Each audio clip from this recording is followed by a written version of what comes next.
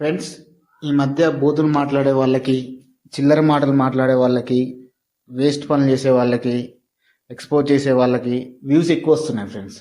వాళ్ళే వేస్ట్ గల్ల వీడియో చేస్తున్నారంటే వాళ్ళని ప్రోత్సహించి మనం, అలాగే కొన్ని ఛానల్స్ ఇంటర్వ్యూ పిలుస్తున్నారు, వాళ్ళకి మరి డబ్బులు ఇచ్చి మరీ ఇంటర్వ్యూ పిలుస్తున్నారు ఫ్రెండ్స్ వాళ్ళని. అలా ఇంటర్వ్యూ పిలవడం వల్ల వాళ్ళు ఇంకేదో సాధించామని ఇంకెక్కువ చేస్తున్నారు ఫ్రెండ్స్. మీకు అది అర్థం కావట్లే.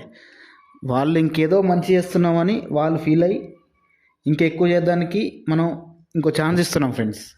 వీళ్ళు ఇంకా పెద్దవాళ్ళైనా ఇంకా పెద్ద ఫ్రేమ్ ఇచ్చినా కూడా వాళ్ళు ఎంతసేపు వాళ్ళ మైండ్ సెట్ ఆ వేస్ట్ కంటెంట్తోనే ఉంటుంది ఫ్రెండ్స్. వాళ్ళు ఫ్యూచర్లో పెద్ద అయినా కూడా మనకు చేసేది ఏముండదు. వాళ్ళని చూసి మన దేశం ఇంకా నలుగురిని యువకులు నాశనం అవుతారు తప్ప ఏముండదు ఫ్రెండ్స్.